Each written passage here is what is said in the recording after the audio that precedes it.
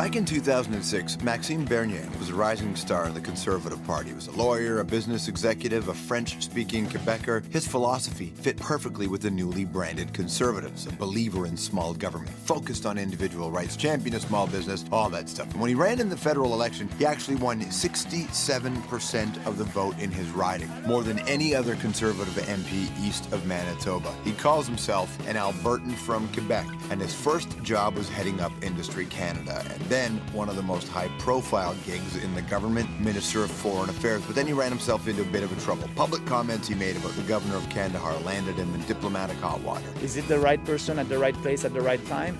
And President Karzai will have to answer that question. And then he famously left classified documents for 4 weeks at the home of a girlfriend who had ties to the Hells Angels. I was only made aware of rumors regarding her past last April. A scandal that earned him the nickname Mad Max, and it cost him his job in cabinet. This is a serious error. The minister has accepted his responsibilities in offering to resign. Please welcome the Honourable Maxime Bernier. Thanks so much. How are you? Go to your website. Right on the website, you have this mission statement. It says, if we want conservative principles to win the battle, we have to defend them openly with passion. With passion. And with? And with vision. That's right. Yeah. And conviction. Conviction and vision. What's the battle? It's a battle of ideas. I'm in politics for what I believe in. And it's a position, it's a privilege for a person to be a member of parliament.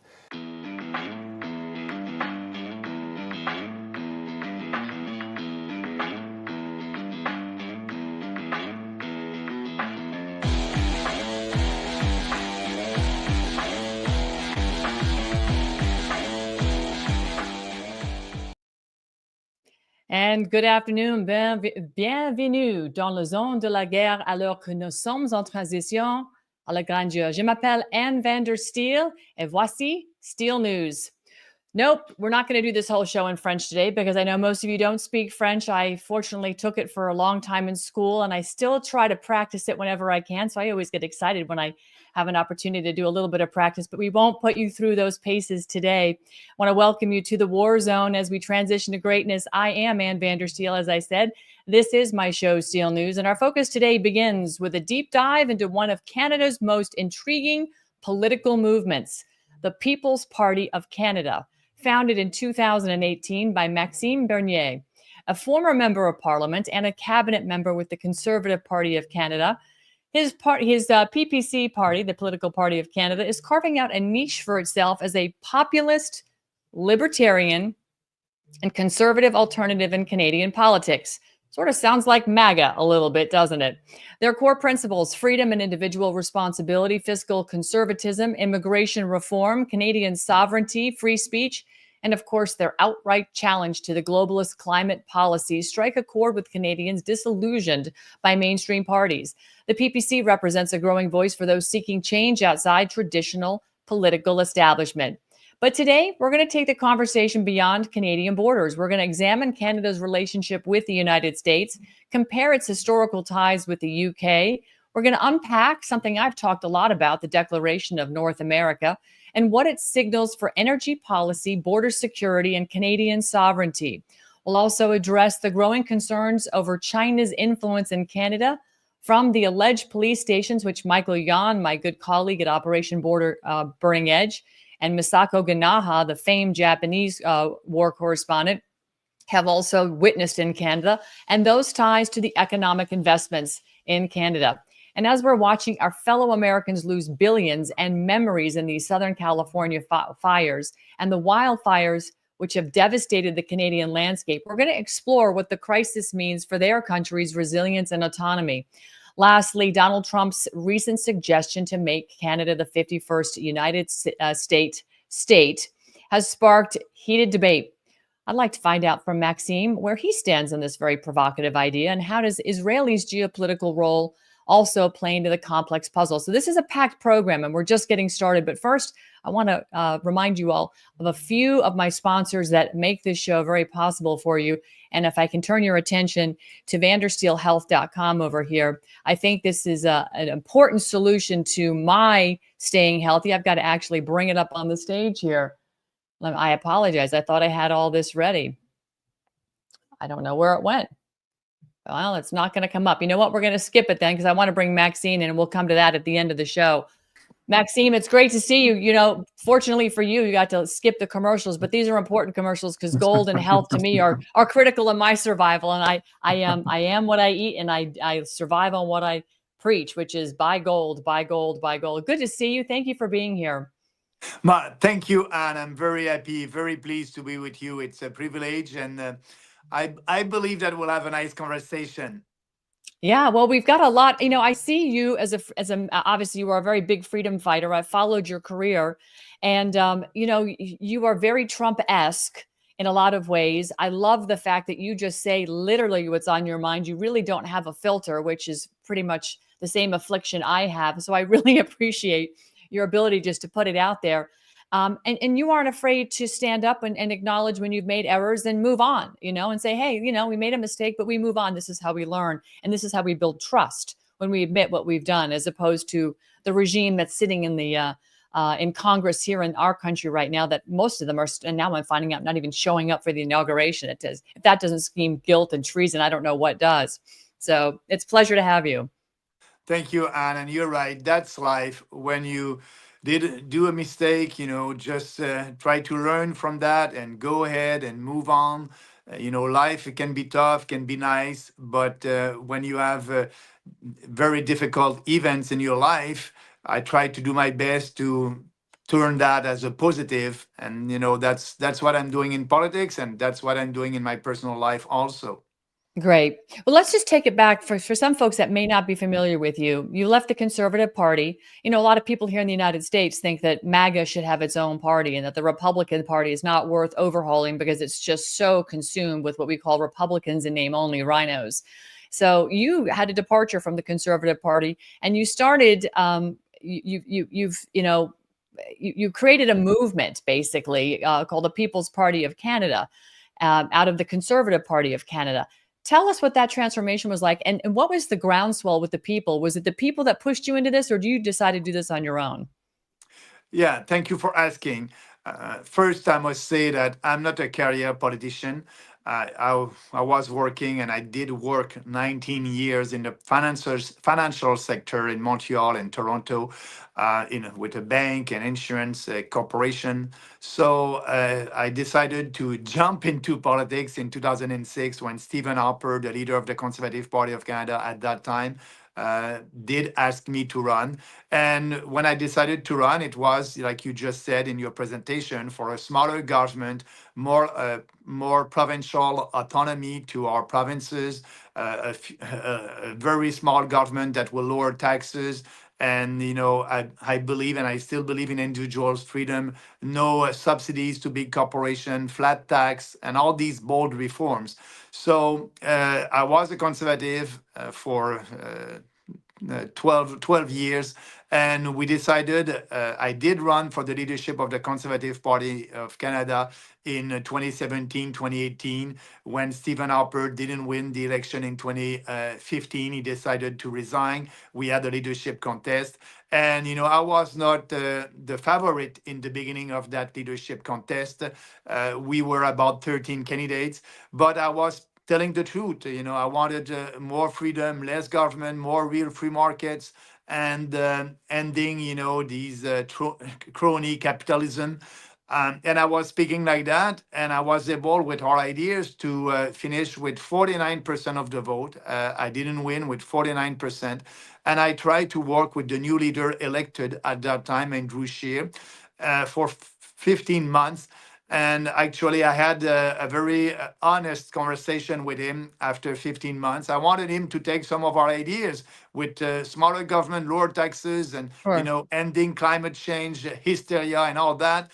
And he told me, Maxime, I'm running to be the Prime Minister of Canada. Your ideas are not popular with the population, and we won't take any of your ideas for the next electoral campaign, the electoral campaign on 2019. So yes, with all, you know, people who supported me, They told me you cannot stay in that party. And we used the platform that we had based, like you said, on 4 principles: individual freedom, personal responsibility, respect, and fairness. And we built our policies based on that. And we created in 2018 the People's Party. Our first election, it was a tough one. We had only 1.6% of the vote. The second election, 5% of the vote. We almost triple our score from 2019. And the next election in Canada will be this year in 2025, maybe this spring or this fall. And if we double our score, that would be great. But yes, we are speaking about issues that the mainstream establishment politicians don't want to speak about, like, withdraw from Paris Accord and all that. Oh, listen, if you really are the Trump of Canada, because you're using the same talking points that he's been doing. And in fact, we withdrew from the Paris Accord, as you know, which I know made a lot of people furious around the world, mostly the leaders, because, they obviously depend on the money from the United States, like the rest of the world has depended on the money out of the United States taxpayer, just to fund the interest for the Federal Reserve, which is really the bank for the world, right? It's that is the cabal's piggy bank, and we are the slave labor. And unfortunately, so is your country, and so are other countries in the Western banking system. So when we look at trying to shift out of this, the relationship that Canada has had with the United States has always been very, very friendly. You've come to our aid and rescue before. President Trump, clearly wants to reestablish a good relationship, but he is shifting his rhetoric now. We're looking at abandoning the personal income tax and the IRS potentially in lieu of going back to what we used to be, which was a country that traded with everybody and used tariffs to fund our revenue stream. And we were very wealthy in the late 1800s. We had more money in our coffers than we knew what to do with. Very wealthy nation because of tariffs. I'd like to play this. This is President Trump on his position on tariffs. And then I want to get your feedback on this. Mr. President, Susan Lee from Fox Business. Did you reject a one-on-one meeting with the Canadian Prime Minister, Justin Trudeau? Yeah, I did. Why? Because his tariffs are too high and he doesn't seem to want to move, and I've told him forget about it. And frankly, we're very unhappy with the negotiations and the negotiating style of Canada. We don't like their representative very much. And I love Canada, by the way. Prime Minister Trudeau talking about you last night? Well, he's two-faced. But, the truth is that I called him out, and I guess he's not very happy about it. We're being taken advantage of on trade. They put out a document. I don't know if you saw it. They didn't want me to see it, but we found it. Perhaps they were trying to show the power they have. It's close to $100 billion a year loss with Canada. We finished the meeting. Really, everybody was happy. I left and it was very friendly. When I got onto the plane, I think that Justin probably didn't know that Air Force One has about 20 televisions. And I see the television, and he's giving a news conference about how he will not be pushed around by the United States. And I say, push him around. We just shook hands. It was very friendly. He's two-faced. He's giving a news conference about how he will not be pushed around by the United States. And I say, we just shook hands. That he had because he assumed I was in an airplane and I wasn't watching. He's two-faced. He learned that's going to cost a lot of money for the people of Canada.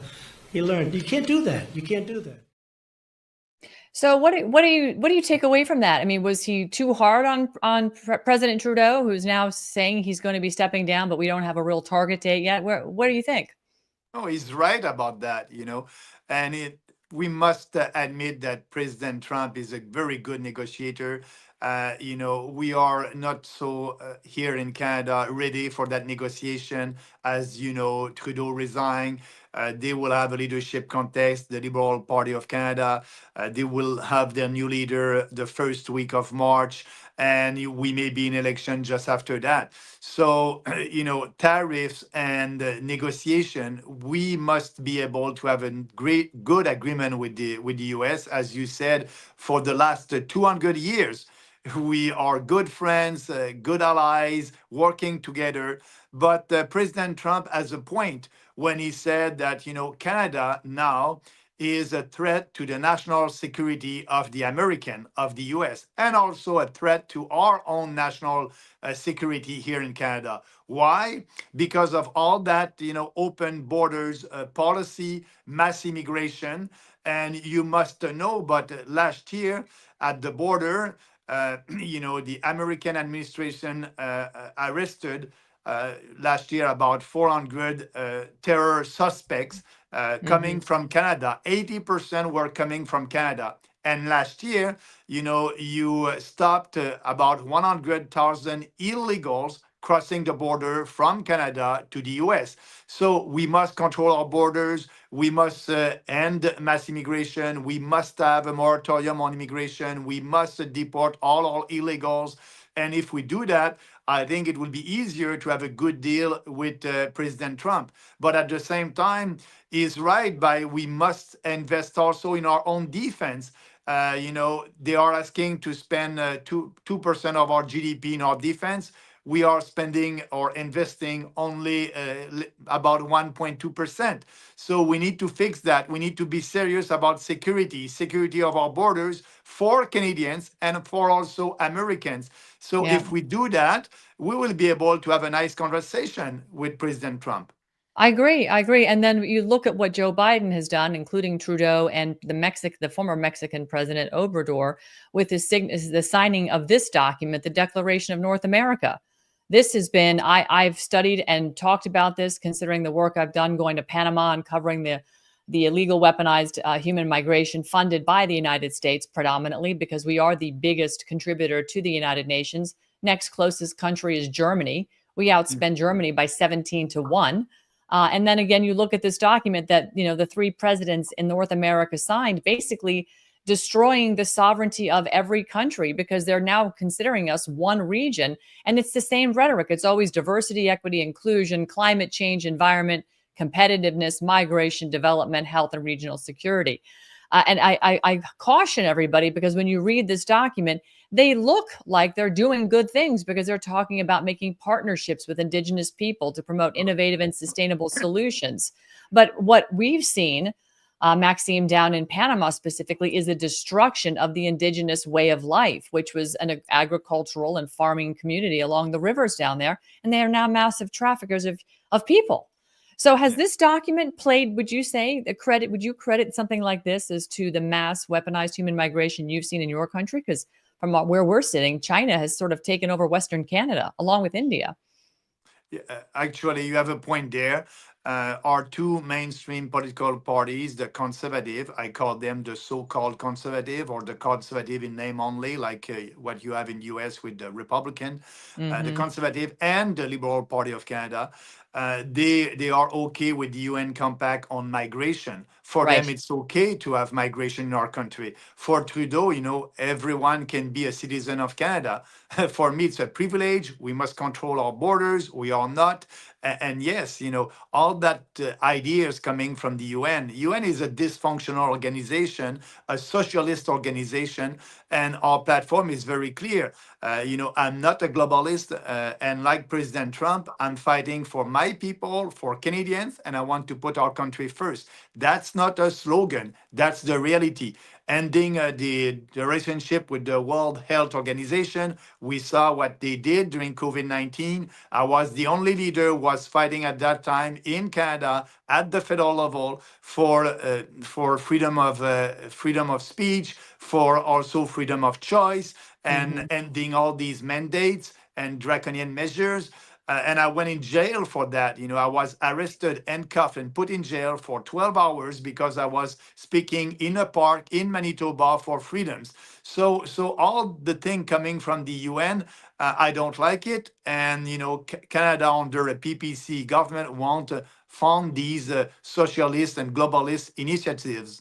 Will the Canadians, will your government, if the PPC takes control, will they defund and exit the United Nations? Because I'm calling for that here in the United States. If we pull out and exit the UN and stop funding, weaponized human migration from where I'm sitting ends, number one. And number two, the UN collapses, because they are nothing without the money that we send over there. Yeah, defund, yes. We will still be part of the UN as a nation, but we won't participate in their pet projects. But actually, we can save a lot of money. As you know, in our country, we have a huge deficit and a huge debt, and we can save a lot of money by, just defund the UN. And also, our position is to end foreign aid.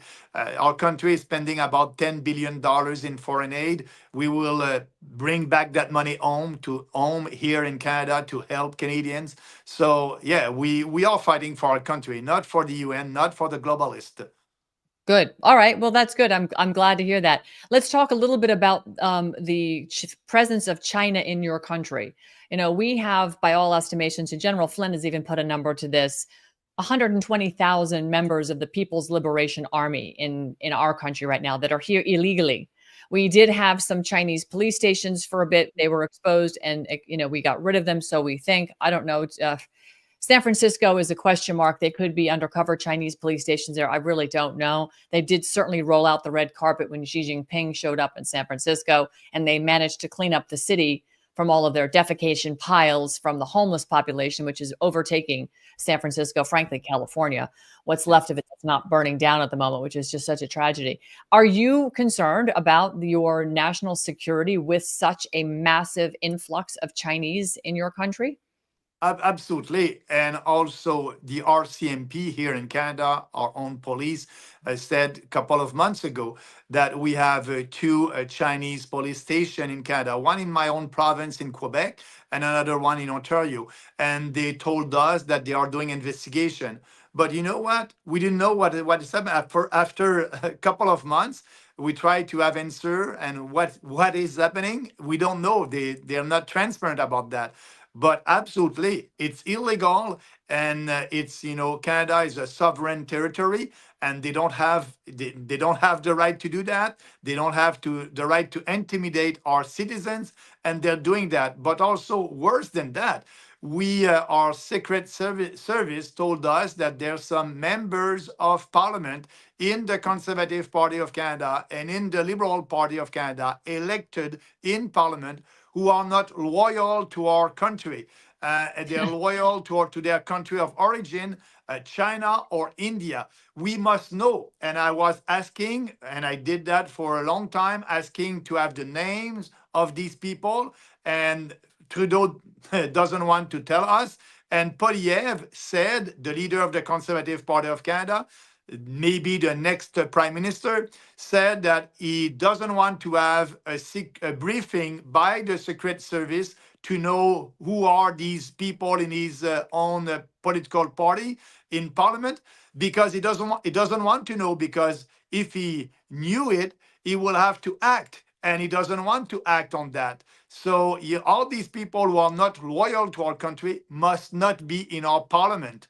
Yeah, absolutely. I mean, the conflict and the concerns that are coming out of you today absolutely mirror what we see happening in our country, which I want to tie this back then to the relationship between the United States and the UK and Canada and the UK. How would you categorize their similarities and their differences, or are they really in parallel? No, that's an historical and very important relationship between us and the US and the UK. It's very sad what is happening in the UK right now. They did promote the multiculturalism, and they had a policy of open borders, and still. And now, the UK is not the same country. If you look back the last 25 years. And same thing in France, as you know, I'm speaking French. I'm from the French part of the Canada, Quebec. And in France, there's no go zone. But the good news, you have in UK Nigel Farage, who is, the populist party over there. If you look at his platform, he has the same kind of platform than us and President Trump. He had 15% of the vote. He was able to elect 6 MPs at the next election. And in France, you have Marine Le Pen. She may be the next president. And, all these leaders like Trump and myself, we want to end mass immigration and start mass deportation. That's right. Important for the social fabric of our countries. We need to be serious about that. And here in Canada, add to that, we had the Multiculturalism Act. We are promoting these foreigners who are coming to our country. We are not telling them, you must integrate into our society. We are telling them, keep your culture, keep your values, and you can live in ghettos here in Canada. we must repeal that legislation. So yes, we must have very good relationship with France, UK, and the US. But right now, the policy that we have, it's not looking like that. No, it doesn't. And it's the same policy that we've, unfortunately, I call it war. We have been, and we are being attacked by our own federal government and the policies of ignoring our own constitution. They have basically taken our de jure, our republic constitution, the constitution for the United States, and supplanted it with their corporate version, the constitution of the United States. They're different, and they have different implications because with that came in the U.S. code, and the U.S. code is for corporate bylaws, and we've been run as a corporation for quite some time here, over 150 years. That being said, President Trump has been very, shall we say, hard on Canada as of late, and he's made some statements that have gotten people in this country going, what in the world? Because he has been, and Steve Bannon as well, have gone around and they've said every country should stand up and make their country great again. He goes to India and says it. He goes to Saudi Arabia, says it. He's in Israel. He's in Italy. Wherever he is, he says your country, your leadership should be putting your country first. And I think that's really, I don't know if you're a reader of Ayn Rand. She wrote Atlas Shrugged. Yeah. So Ayn Rand has a book called The Virtue of Selfishness. And it's not about being a jerk and stepping over dead bodies. It's literally saying, put the oxygen mask on you first before you put it on your neighbor. Because if you're not doing well, how are you going to help the guy next to you, right? Make yourself great. Take care of them. Anyhow, you get the point. So he's made some sort of overtures about Canada becoming part of the U.S. I want to play a clip on this because I find it actually rather entertaining that he's actually gone into this direction and made these comments. Steve Doocy commented on here on Fox News recently. And tonight we're getting some new details about that Trump-Trudeau dinner from two people who were at the table. We are told that when Trudeau told President-elect Trump that new tariffs would kill the Canadian economy, Trump joked to him that if Canada can't survive without ripping off the U.S. to the tune of $100 billion a year, then maybe Canada should become the 51st state and Trudeau could become its governor. What do you think? What do you think about that? It was a good joke at that time. But we must understand President Trump. He's having fun about it. But really, and are you serious about that? Because actually in Canada, we are 40 million people, like in California. And actually, they did a poll in Canada just before your presidential election.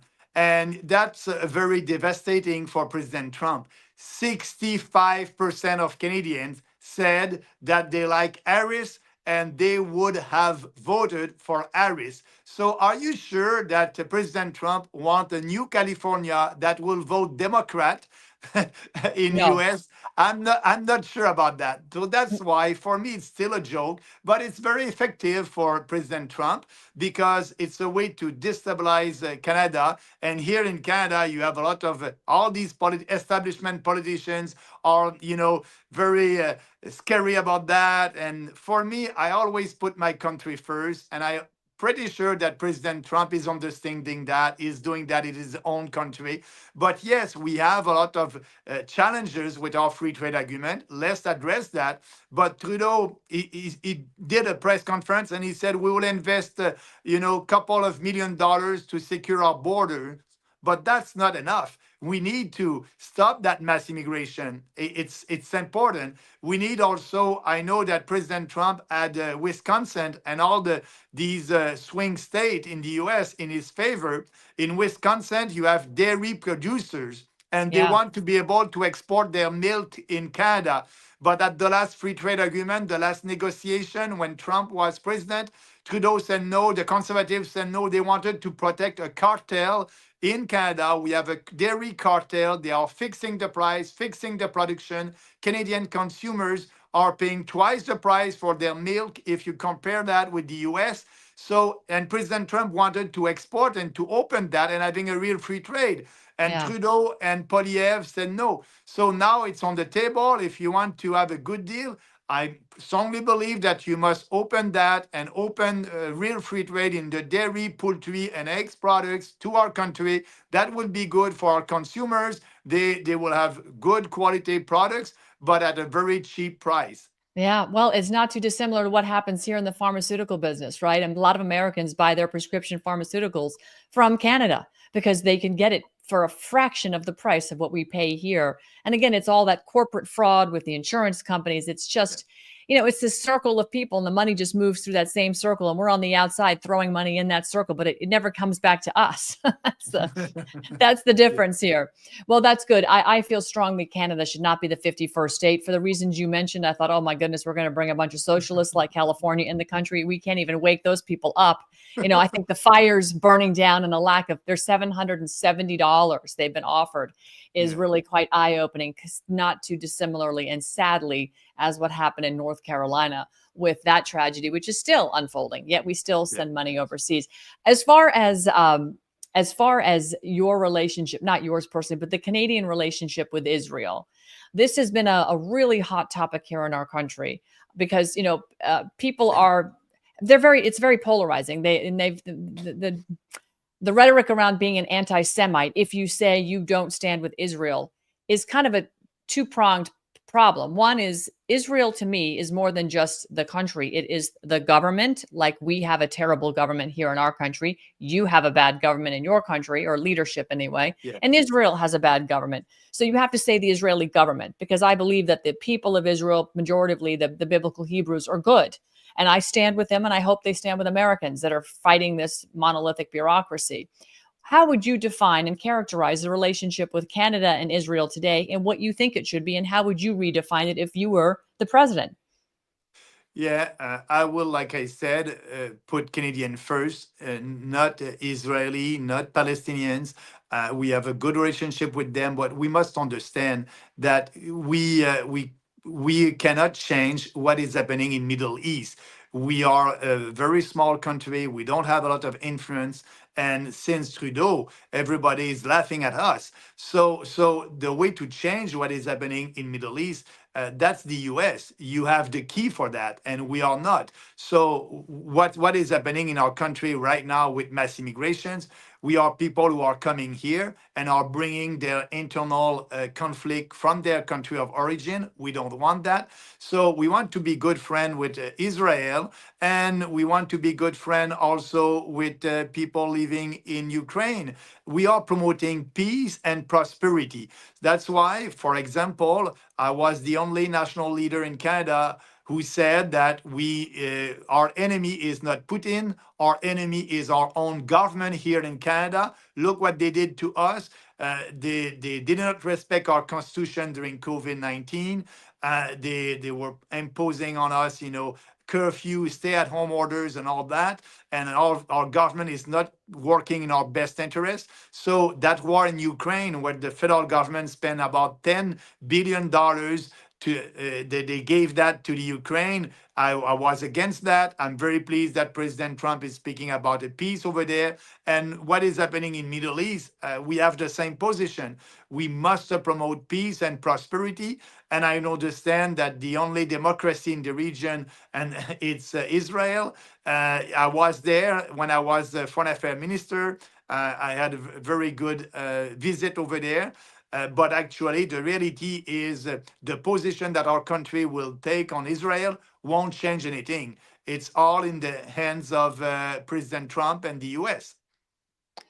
You've been criticized as a far-right extremist. As of I'm on the Anti-Defamation League, the ADL's hate in the sunshine list as being an anti-Semite and far-right domestic extremist. I was actually put on the domestic terror list by our government for 2 years after January 6th. I presume for being at the Capitol, although my Freedom of Information Act request has never rendered a decision. They keep telling me my name is still under investigation, whatever that means. I don't really care. It did make it quite interesting traveling. I got to second base regularly with the TSA as I got patted down about 4 to 6 times a week for 2 years. So that was always kind of interesting. But, these COVID lockdowns, the pandemic brought a lot of draconian measures. As you said, you were actually arrested in 2021 for violating the public health orders. Would you if you were a president of Canada, how would you handle another, quotes, pandemic, AKA plandemic? Would you put people through lockdowns and masking and force vaccination, or how would you facilitate? Absolutely not. First of all, I won't participate in the World Health Organization. What they I'm pretty sure they think that they manage a pandemic, and I will respect individual freedom. I will ask people to speak with their doctors. And they are working for a new pandemic. It's very sad that they try to use fear and propaganda to control the population. They did that in Canada. That was very efficient. It was so efficient that if you were a politician in the opposition in Canada during the COVID hysteria, you saw in the polls that about 65% of the population were okay in line with these draconian measures because fear and propaganda was very efficient, and these politicians wanted to have the support of the majority. They were silent. So I will do the opposite. And I'm fighting for freedom. I believe in freedom. I believe in free markets. I believe in people. I don't believe in a big fat government that will tell you what to do. So my reaction would have been the opposite of what they did to us here in Canada and in other countries. Good. Well, I appreciate that. I'm glad to hear that because again, if we're challenged in this, I'm hoping President Trump this time will take a completely different position. Something tells me he was really cornered last time, and I know that they were trying to use the lockdowns to really cripple the economy and have Hillary come in for 4 years and just put the death nail into the coffin. I do believe Kash Patel was tasked to get the economy reopened, but Operation Warp Speed was a colossal failure in so many levels because we have so many injured people and people who died. Canada was really, I mean, you lost a lot of doctors. I've lost count. It was well over 100 doctors that were forced to take the shots that died. Is that accurate? Absolutely. A lot of people die from that so-called vaccine. And now the sad thing is we are still promoting that vaccine here in this country. And actually, we must end that. That vaccine is dangerous for kids. But the narrative, the mainstream narrative is still the same one that they use during COVID-19, safe and effective. And 4 years after that, we know that it was not true. We know that that vaccine was not safe and effective, and they are still promoting that. And I'm still fighting against that. You've used social media frequently to make bold and controversial statements, which I love. I'm all about it, Maxime. So just keep going. Your critics are accusing you, of course, of stoking division or engaging in what they call culture wars. Well, I guess we are in a culture war, but it's really the woke culture that is being crafted and weaponized through the intelligence community. I want to talk to you a little bit about that angle here, because the intelligence community, from where I'm sitting, has really stoked, taken the narrative coming out of the WEF and the Committee of 300, the global elite, and they have weaponized it using big pharma.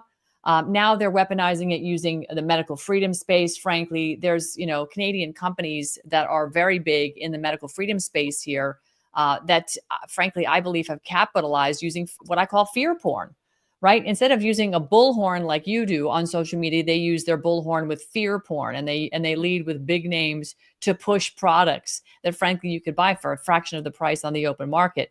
So how do you see this? Because here in the United States, propaganda with the government is legal under the Smith Modernization Act.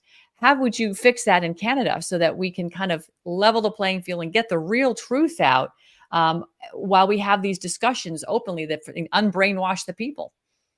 Yeah, it's happening in our country, like it's happening in your country. You're very lucky to have Robert F. Kennedy Jr. that will tackle that with Maha, and I'm pretty sure that it will be successful. The way to deal with that is the free markets. Everything must be transparent. Now we have Health Canada here who are listening. They are listening to the big pharma, and there's some products that were very useful to fight COVID-19. They were illegal in our country. So let's open the doors. Let's having a real discussion in Canada about all these big pharma, what they're doing in our country. We need to have a parliamentary commission that will question that. Now, the population don't know what is happening. They don't know in details. So that's why we need to be out there. We need to tell the truth based on facts. And now with these big pharma still promoting that vaccine, still promoting and also not promoting our civil servants and bureaucrats are not promoting, other treatments that can be very good against cancer or, COVID-19. We need to have a revolution like the one I hope so will start in the US with Trump and Robert F. Kennedy Jr. And I hope that win, that freedom win, will come to Canada. But you can count on me. I'm always speaking about that. I know, and that's why I was excited to have you on the show today. Are you going to go to the inauguration? They've just now moved the inauguration indoors due to weather. I believe it's going to be very cold, and there's a lot of national security threat concerns right now around this particular inauguration for the obvious reason. They've tried to kill President Trump twice now.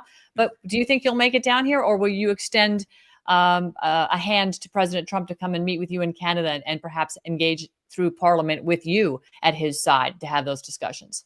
Yeah, that would be great. I won't be able to be in Washington, but for sure I will watch that. And it's a beginning for you in US and for us in the Western world. A big revolution, step by step. President Trump he won't do everything that he said. He won't be able to do that. But if he's able to do maybe only 20%, that's a big revolution. And I'm very pleased. I'm looking at what is happening. And actually, President Trump is helping me here in Canada because, as you may know, and I've been canceled by the mainstream media, like Robert F. Kennedy Jr. They don't want to speak about us, about our ideas, because they know if we have more visibility, our support would grow faster. But because of President Trump, they have to speak about the radical gender ideology, the fact that, a boy cannot be a girl and a girl cannot be a boy. There's only two sexes. They are speaking about that in our mainstream media without saying that the People's Party is the only party that is speaking and fighting for that. But at least these ideas are now in our mainstream media because of President Trump. So, whoops. We might have lost a connection. He seems to have frozen. Let me see. Did we lose the internet? We might have. I don't know if Maxime can hear me. We might have lost the internet. I'm not sure. It doesn't tell me on my end. I think my internet connection is stable, but they may have cut Maxime off, and I'm so sorry about that. I'm not sure if he can hear me or not. But we were getting ready to wrap this interview anyway, and I'm going to just summarize it with this. I think, first of all, this interview to me has been extraordinary. When I look at the similarities and parallels, I really feel like, as if to coin a phrase from the World Economic Forum, we are in lockstep with Canada, except for the fact that they are far more brainwashed into socialism and really truly believe that the government owes them the living and owes them everything. And here in the United States, that is not the foundation of our country. As he was just espousing, the free markets are remarkable. They take care of every single problem. In fact, I see him coming in right now. Let me see if I can grab him. There you go, Maxime. We lost you for a second. I thought maybe the Canadian internet cut you off. It's technology. When you tell the truth, there's risk. I know. I'm used to it. We had a drone over our house, literally over our house the other day when I walked outside, and it was a big drone. And I said to my husband, I said, let's see what's going on here. So we waited, and we said, let's get in the car and drive around. We got in the car, and that thing was following us. I kid you not. It absolutely followed us. It was crazy. And then we came back and went in the garage, and I waited for about an hour, and it finally went away. It was very strange. So yeah, there's risk. Yeah. So I was saying that, the fact that President Trump is elected, the freedom ideas will spread not only in the US, but through Canada also. Do you think we're going to see a worldwide revolution? I mean, I look at the UK. They're somewhat in civil war at the moment. The Brazilians have been sort of rising up. I mean, and Milei getting elected, and Bukele, going after his own government. Do you think we're seeing this? Is it going to happen this time, once and for all? We're going to throw tyranny out the door? Yes, but it's a question of time. Like I said, the truth will always prevail.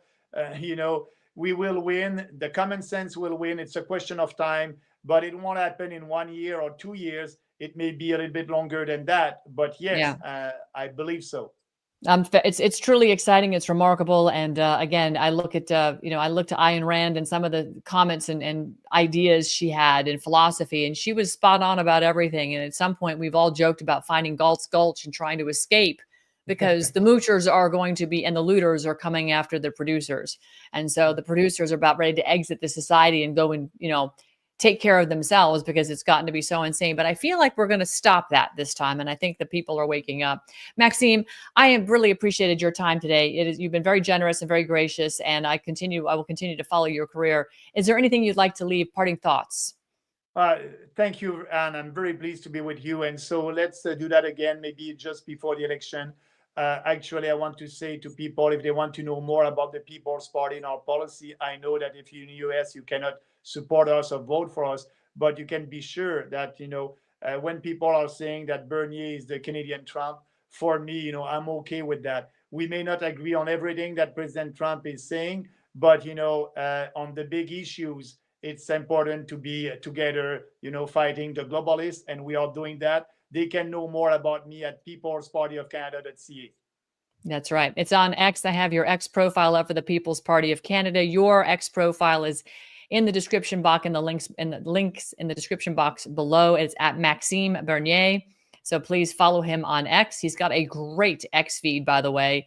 I absolutely love reading your feed. So I'm thrilled to be able to have you on the show today. And Maxime, God bless you. Keep fighting. You have friends down here in the States that'll come to your aid at any time. Call me. I'll be there. And people know I show up. I go all over the place, out of the country, in the country. I show up. So I appreciate you very much. I will. Thank you very much. Have a nice day, Anne. You too. Bye-bye. Bye. Tremendous. Absolutely tremendous. I was really looking forward to this interview. So it was great to get a chance to actually speak with him personally, face to face, bring you all along as well. And again, we are looking at a massive change agent in President Trump, but frankly, the change agents are you. And we have got to stand behind him. But more importantly, he needs to do what we ask. And so I believe that majority of all the policies President Trump is looking at, including removal of the income tax and going back to a tariff-based system, that is massive in the implications of what it's going to do to these central banks and the control that they've had on us. Because again, these central banks are coming out of the city of London, and that has had control. The Western banking cabal has had control over the Western civilization, Europe, United States, North America, including Canada and Mexico. We have got to get out of that. And that's why when you see countries like El Salvador wipe their debt away, they fortunately have a volcano that produces energy. So they have Bitcoin mines, and they've made Bitcoin one of their national currencies. So they're able to, wipe away their national debt. Guess what, folks? We can do the same. And we will do the same. This is what the transition to greatness is going to be about.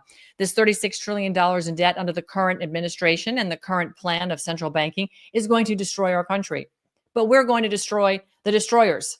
And we're going to do it by getting sound money back. And just remember, in our own ground, we have $200 trillion of natural resources, including oil and gold and silver and lithium and copper and so on. And so, all these natural resources, rare earth minerals, all this stuff is very valuable. Those are the assets that are going to back our currency. It's not just going to be the slave labor of you and me. It is going to be that. And when you liberate the people of our country and we are not paying income tax anymore, guarantee you we are going to see an incredible uptick in our quality of life. And then again, look at how we'll be able to trade. You hear Maxime talking about, wanting to break the milk cartel, the dairy cartel in Canada. It's the same thing as the pharmaceutical cartel here. We are paying thousands of dollars for prescription medications. Most people shouldn't even be on them. Frankly, you all should be using God's gifts on the planet to manage your health care. And this is, a lot of the reasons why I talk about things like my superfoods. You guys think I'm crazy, but I'm here to tell you I'm not crazy. You want to be using superfoods. And why do you want to use superfoods? Well, because superfoods is going to keep you healthy. I'm going to show you this right now because I've got to give a shout out to the people that make this show possible, but they also make my healthcare possible. Vandersteelhealth.com, links in the description box below if you're on Rumble. Vandersteelhealth.com. This is an incredible company, been around 30 years. They have a plethora of products in healthcare. Everything is organic, non-GMO, all made here in the United States of America. Nothing comes from outside. I've been a customer of these guys for 4 years myself. I use the products every single day. I harp about these superfood smoothies, but not only do they just really give you lots of energy, they are truly a meal replacement. I use it right when I come in from my run, and it keeps me going. It's part of sort of the fast of leaning up in the morning, getting your metabolism going without putting a bunch of heavy stuff in there, but it gives you a lot of brain food. Superfoods is at vandersteelhealth.com. Also want to remind you all, if you are in the market for a protection and a hedge against the inflation, gold and silver have always been that hedge. And I trust these folks over here at Augusta Precious Metals. I'm using them. They can be reached at 888-782-9064. This is really a strategic play. If you have money in an IRA and you want to turn that money into gold, some people have real estate in IRAs, some people have stocks and bonds in IRAs. You can also have gold in an IRA. Go to Augusta Precious Metals. And if you click the link in my description box below, it will take you directly to this website where you can actually get a free consultation. They will spend, 4, 5, 6 Zoom calls with you. There's no pressure. It's totally educational. They want you to feel very comfortable in this trade opportunity to move into gold and silver and have precious metals in your bank. So by all means, look at this as this is basically Money Magazine's best rated gold IRA company. I highly, highly, highly recommend Augusta Precious Metals. So get on over there, check them out, 888-782-7864. And lastly, if you aren't aware of this, we're looking at J6 hostages, political hostages getting out of prison on Monday. There should be commutations and pardons. I am in standby mode right now, working with Suzanne Monk. Trennis Evans has been very valuable in all this. David Summerall with Stop Hate. But I'm working with Suzanne. She is putting together a list of people that are in Florida. I'm aware of a lot of political prisoners in various prisons here in Florida. I will be at one of those prisons with a passenger van, picking up people, and we're going to be dispersing cash because they're coming out and they have nothing. Remember this, a lot of these people, when they were arrested and put in prison, they lost their jobs. They lost their places of residence, whether they were renting or owning. Some of them even lost their families because they ended up in divorce. The guilt and shame of all this, the torture, and some actually took their lives. Matthew Perna, for instance. This has been an unbelievable travesty and a complete usurpation of our constitutional right to redress our grievance to the people that are supposed to be working for us. And now we know those people who are supposedly working for us aren't even going to the inauguration because they know what they've done is completely treasonous. So if you can, go to AmericanMadeFoundation.org. If you find it in your heart, AmericanMadeFoundation.org is a nonprofit 501c3. You can donate right here. There's a donate button. And when you get to the donation page, it'll ask you if you would like to contribute to the J6 prisoners, which is the relief fund we're collecting, Operation Burning Edge, hurricane relief efforts in North Carolina, or future events.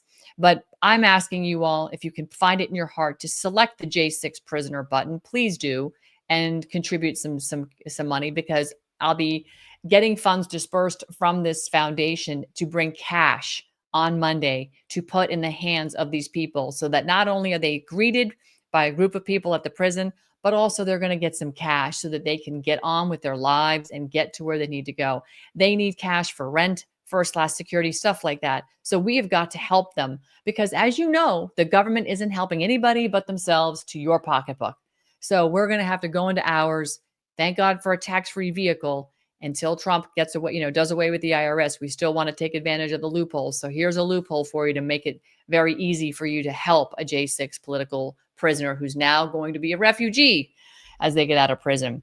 I appreciate all of you today. I appreciate everything you do in terms of standing with our country and visiting with me for this hour. God bless everybody. God bless America. And I hope everybody has a fantastic day. It's Friday, the 17th of January. We are T-3 from President Trump's inauguration. Stay safe out there. Head on a swivel. A lot can happen over the weekend. And trust me, I'm sure these demons have got something planned. But until then, take care of your family, hug your kids, and I'll see you again next week.